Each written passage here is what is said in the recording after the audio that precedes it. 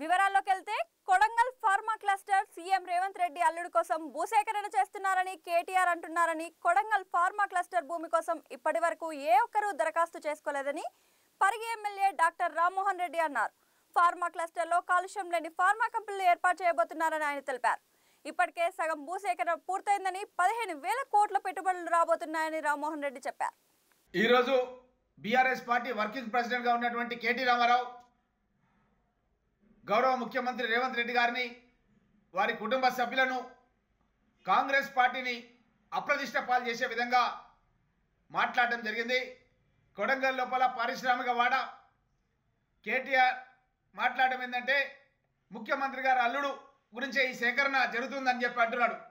నేను ఇంతకుముందే Telangana industrial infrastructure corporation MD అయినటువంటి విష్ణువర్ధన్ రెడ్డి గారికి ఫోన్ చేసినాను.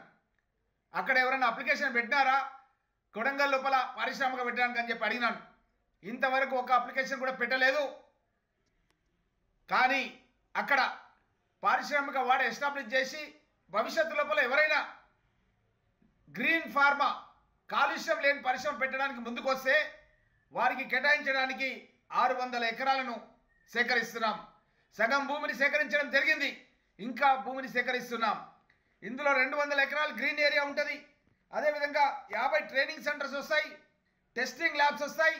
నిరుద్యోగ యువకులకు ఉద్యోగ అవకాశాలు కల్పిస్తాం. ఫార్మాసిటీలో 15,000 కోట్ల రూపాయల పెట్టుబడి పెట్టే విధంగా ఈ పారిశ్రామిక వాడను ఏర్పాటు చేస్తామని చెప్పి చెప్పడం జరిగింది. 30,000 మందికి ప్రత్యక్షంగా పరోక్షంగా ఉద్యోగాలు కూడా కొడంగల్ ప్రాంతం లోపల వస్తాయని కూడా చెప్పడం జరిగింది. మరి అలాంటి విషయం లోపల ఈరోజు అబద్ధాలను కేటీఆర్ ప్రచార మాధ్యమాలను అడ్డం పెట్టుకొని ప్రజలను తప్పుదోవ పట్టించే విధంగా కొంతమంది ప్రజలను, అదేవిధంగా కొంతమంది బీఆర్ఎస్ కార్యకర్తలను ప్రోత్సహించి అక్కడ కలెక్టర్ పైన, ప్రభుత్వ ఉద్యోగుల పైన దాడి జరిపే విధంగా, తద్వారా ముఖ్యమంత్రి గారికి చెడ్డ పేరు వచ్చే విధంగా నువ్వు కృషి చేస్తున్నావు.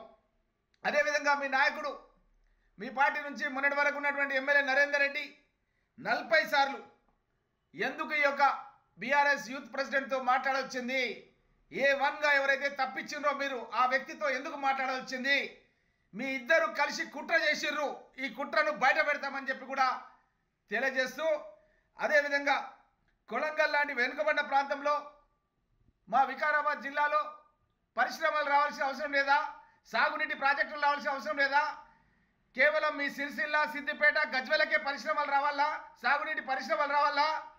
మా దగ్గర ఉన్నటువంటి హైదరాబాద్ జిల్లా వాళ్ళ మేము రంగారెడ్డి జిల్లా అంటే దాన్ని తీసుకుపోయి మీరు జోగులాంబ జోన్లు వేసి సంగారెడ్డిని తీసుకొచ్చి హైదరాబాద్ జోన్లో కలుపుకొని మా యొక్క జిల్లాకు రావాల్సిన ఉద్యోగాలు రానియకుండా చేస్తే ఆ రోజు పోరాటం చేసి మళ్ళీ చార్మినార్ జోన్లో కల్పించడం, మా ప్రాణైతే చేవల్ల నేను అడిగి శాంక్షన్ చేయించుకున్న ప్రాజెక్టుని రద్దు చేసిండు మీ నాయన కేసీఆర్.